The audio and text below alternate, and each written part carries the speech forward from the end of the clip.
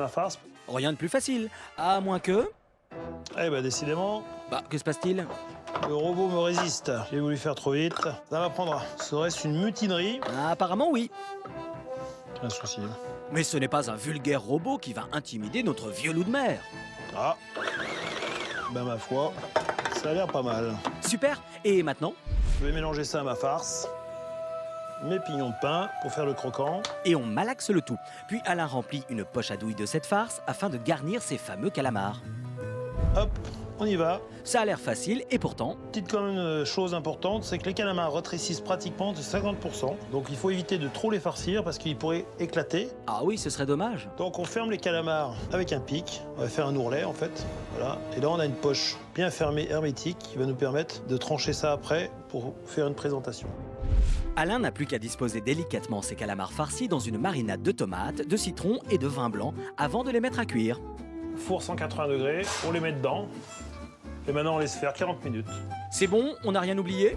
Mince, j'ai oublié les brochettes de ma tagine. Aïe, cette fois, panique à bord. Vite, il va falloir accélérer là. Parce que là, je me suis fait un peu surprendre. Moi qui avais de l'avance. À l'attaque, on lisse ce paillon noir. À l'abordage, et on attaque les brochettes avec les sabres. Donc, je mets une petite carotte, un morceau de lotte, carotte, lotte.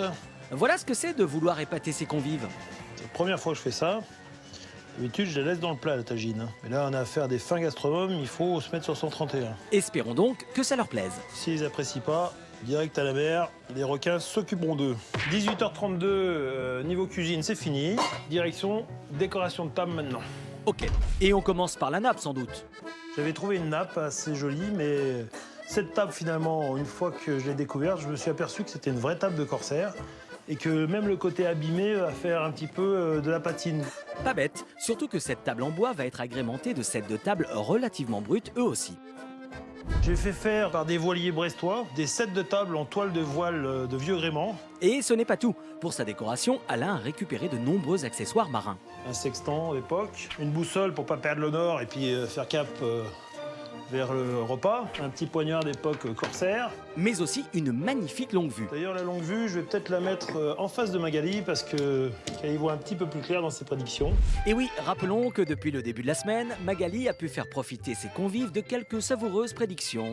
Enfin, ses prédictions au chocolat. Mais reprenons. Je vais faire des petits coffres de trésors avec des vieux bijoux, des colliers de perles. Waouh! Par contre, ça, on mettra pas en face de Magali parce que si elle voit ça, elle va partir avec. Ah, Alain fait sans doute allusion au collier magique que Magali a essayé de lui piquer hier chez Andrea. Je peux le toucher? Non, parce que tu restes dans le pouvoir, toi. Très bien, c'est pour ma tenue demain. Il veut vraiment pas partager son bijou. Je suis pas très partageur sur les bijoux.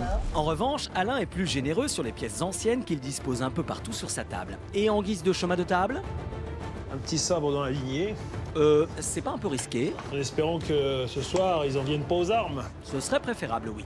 Pour une ambiance plus sereine, voici d'ailleurs quelques coquillages et autres étoiles de mer. Et au cas où ça ne suffise pas, Un petit corsaire en bout de table. Alain n'a plus qu'à disposer ses couverts en argent sur ses petits porte-couteaux en forme de poisson. Je voulais faire des bateaux, mais pour ça, il faut des serviettes rectangulaires et je me suis pas aperçu que c'était des serviettes carrées. Donc, on va réagir comme d'habitude différemment. On va mettre des attaches. Oui, enfin, des attaches en toile de bateau tout de même. Et qu'est-ce qu'on fait des bandelettes restantes? On va garder ça pour attacher Magali. Décidément.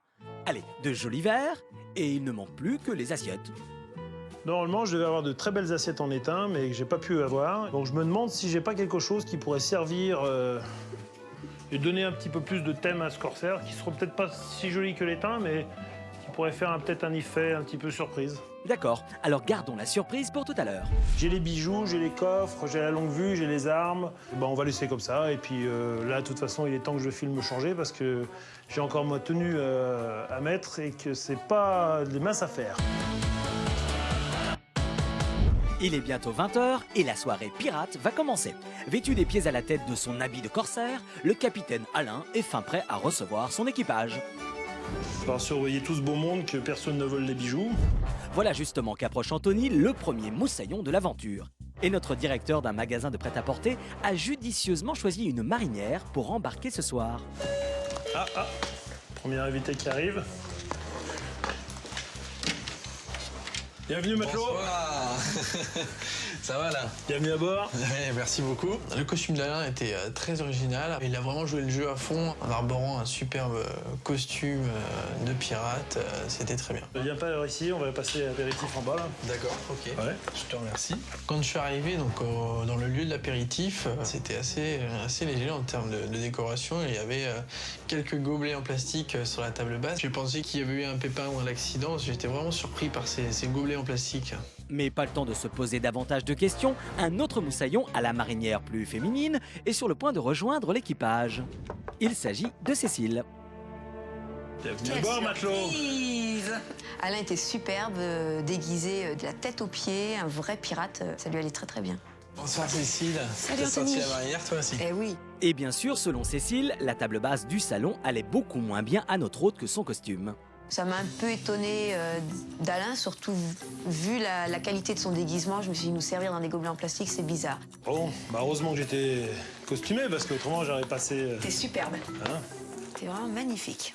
Mais attention, en matière de déguisement, Alain pourrait trouver une concurrente de taille en la personne d'Andrea. Notre jeune polynésienne s'est même équipée d'un cache-œil pour l'occasion. Ah, peut-être ma collègue de la Polynésie. Mon capitaine, j'étais sûre. Bienvenue matelot. Ça va? Ça va? Ouais. Voilà, hier dans la Polynésie, aujourd'hui dans les Caraïbes. On va chasser. Il était super bien déguisé. Je savais qu'il allait nous surprendre. Ah, pas mal toi aussi.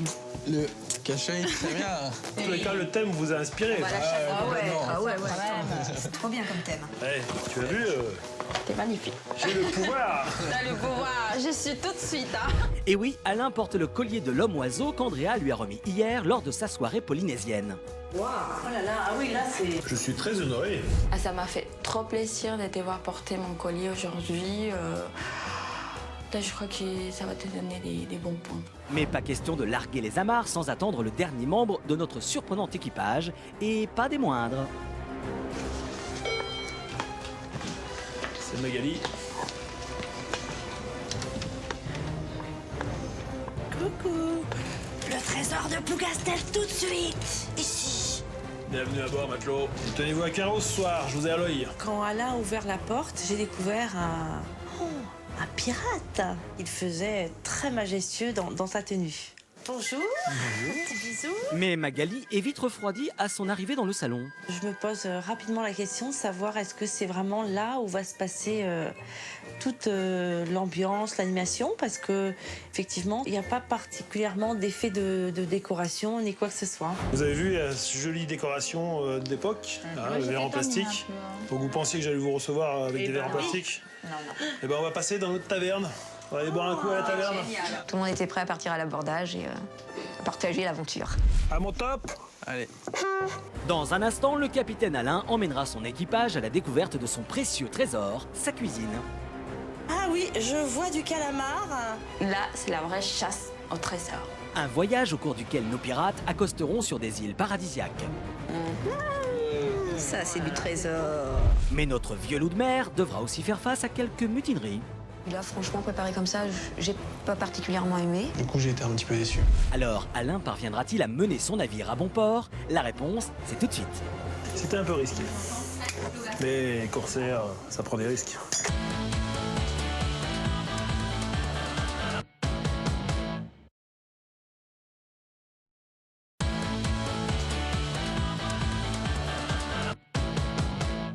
Retour à Brest, au bord de l'Atlantique, où Alain, ancien marin de profession, propose une soirée pirate à ses invités.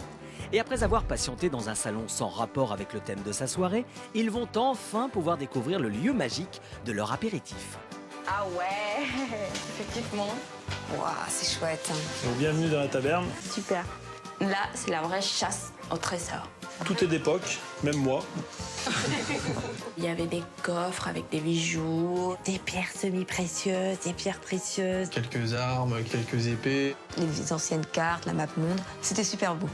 Bon, trêve de plaisanterie, je vais aller vous chercher un petit cocktail de bienvenue. J'en ai pour 5 petites minutes, je vous laisse. Ok, Et j'arrive. pas de soucis. Allez, à tout de suite. Magali semble bien conciliante et pour cause. À peine Alain a-t-il le dos tourné que la coquine ouvre son sac et le remplit de bijoux. Bon, ben, j'hésite pas, hein, j'en profite comme Alain a mis ça à disposition, j'imagine qu'on peut se servir. Et franchement, ce qui fait... Tu as volé, toi. Rappelons qu'hier, chez Andrea, Magali, surnommée Madame Irma par les autres convives, avait déjà tenté de voler à Alain son collier de pouvoir. Je suis pas tranquille. Hein. Madame Irma va me piquer les bijoux pendant que je suis pas là, je pense. Alain ne croit pas si bien dire. Magali était dans sa planète, là, elle voulait piquer tout ça. Bon, j'ai pris, j'étais gentille, j'ai pris juste un bac et une perle. J'adore les perles. Ah oui, mais qui vole une perle se casse une dent. C'était pas des vraies perles. Là, j'étais déçue. Donc, je t'ai laissé tes trésors, en fait. Tu peux les garder. Heureusement, Andrea peut se consoler dans les bras d'un beau jeune homme. Il est pas mal. Le maigre, là, qui était à côté de moi, avec des cheveux longs, des yeux un peu flippants. J'aimerais bien le connaître un peu plus, quoi. Ok, mais pour le moment, nos invités vont surtout faire connaissance avec l'apéritif d'Alain. J'arrive, l'équipage, hein. Wow, c'est chouette. C'est Anthony, ça c'est le breuvage des vrais hommes. Oh, d'accord. Quand Alain amène le cocktail, je m'inquiète et j'espère que Alain a eu cette délicate attention de penser à moi et que c'est surtout pas alcoolisé. Et oui, lors de son dîner, Magali a bien mis en garde ses convives. Moi, je ne bois pas d'alcool. Comme c'est lundi, ça tombe bien, j'annonce la couleur. Il va falloir que vous imaginiez quelque chose pour moi. À la santé de l'équipage. C'est un breuvage de nos amis cubains, le Morito. À ta santé, Magali. Écoute, je ne sens pas l'alcool pour le moment. Donc Tu ne ça sens devrait pas le être goût du bien. rhum. Non, Mais il y a du rhum. il y a du rhum. J'ai du rhum, moi, là. Eh oui. En fait, c'est du sirop de rhum. Ah oui. Voilà. C'est comme du sirop de grenadine. Ça D'accord. fait le même effet. Donc tu peux te rassurer. Ah, c'est bien. Ah, Ouf. Et pendant qu'Alain va chercher ses petites îles au trésor de Bretagne, voyons ce que nos convives pensent de ce Morito sans alcool. La présentation de ton cocktail, j'ai beaucoup aimé. Les petits perroquets, les pirates, là, ça m'a plu. Mais après, une fois que j'ai goûté, j'étais un peu déçue. Franchement, la différence m'a pas trop gênée. Je suis pas très alcool fort, donc ce qui m'a servi me convenait très très bien. en tout cas, c'était quelque chose d'assez rafraîchissant. C'est exactement le goût du Morito, mais à base de sirop et tout aussi bon. Bon, ici, c'est la bonne franquette, hein. Chez les corsaires, on met pas les petits points à la Belle viande. ta boîte.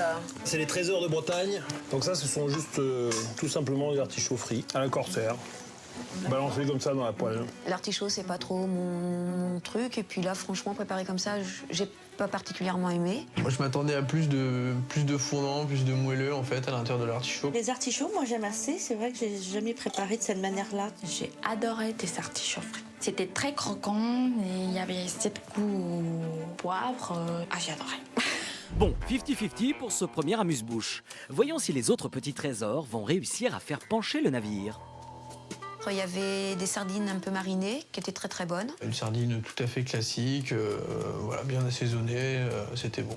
Le mélange qui t'a fait entre la sardine et tes épices et tout ça, non, j'ai pas accroché. Bon, ben, je n'ai pas été particulièrement séduite, mais voilà, j'aime bien essayer en tout cas. Bon, Alain n'a donc plus que son feuilleté au pâté breton pour rassembler son équipage. Comme c'était le thème corsaire, j'ai fait un tricorne, un petit triangle, une boule de pâté au milieu. J'ai juste mis un petit peu d'amande grillée à l'intérieur concassée. Voilà.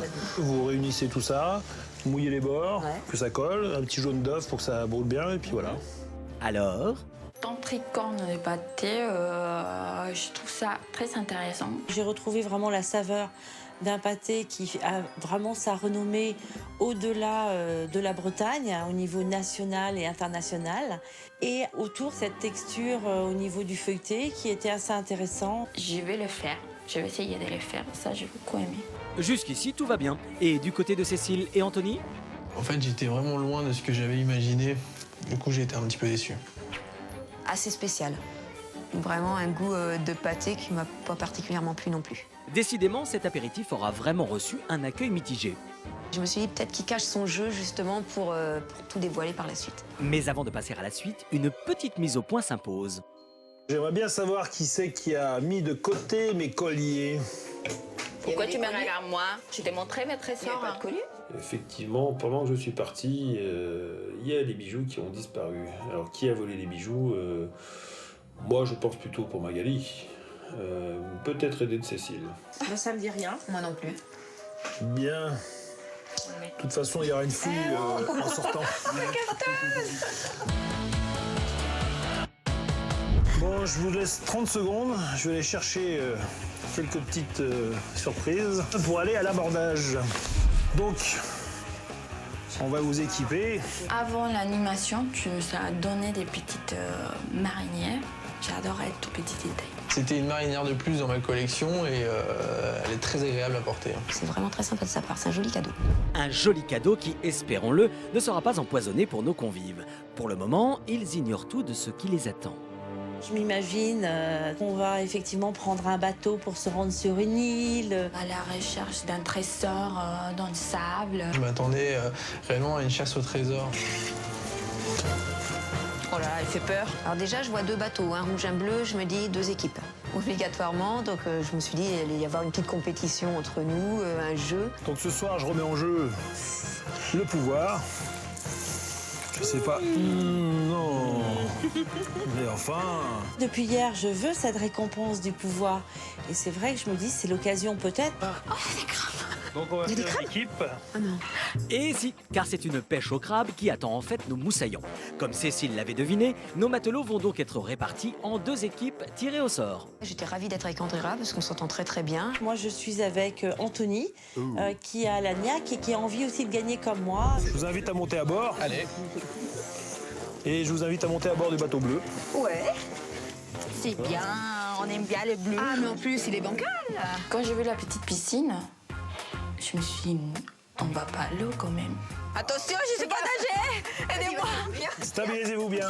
Et vous avez des jolis crabes vivants dans l'haute mer, oxygénés, qui seront remis en liberté dès ce soir. Ah, les crabes étaient très très gros. Très très gros. Au début, j'ai eu peur qu'on aille pieds nus dans la piscine attraper les crabes.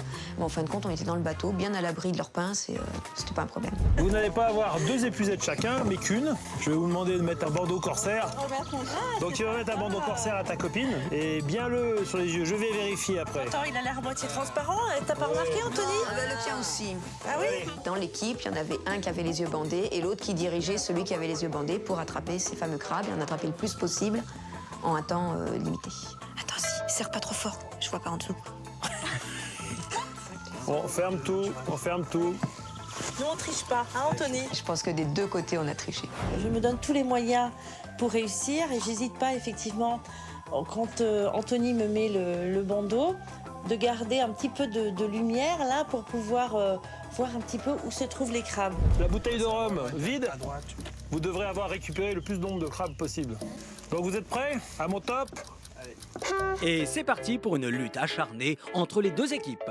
À droite, à droite. Ça commence déjà. Et malgré un démarrage compliqué, c'est Magali qui pêche le premier crabe pour l'équipe rouge. Suivi de très près par Cécile et l'équipe bleue. Le temps passe, dépêchez-vous. Oui, enfin, pas trop quand même. Doucement, doucement. C'est où? C'est là, c'est bon, tu peux descendre ça tout de suite. Je donnais des indications, mais comme elle a relevé un peu le bandeau et qu'elle voyait ce qu'elle faisait, finalement c'était plus très utile ce que je pouvais lui dire. Là. Deuxième crabe pour les bleus qui remonte ainsi au score. Ah, l'équipe bleue, l'équipe bleue. Attention! On n'a pas le droit d'embêter les autres. Oh, je vois rien. Attention, c'est presque fini. Voilà. 5, 4, 3, 2, 1, top. C'est trop tard. Donc je déclare les bleus gagnants. On est trop bien. À un crabe près,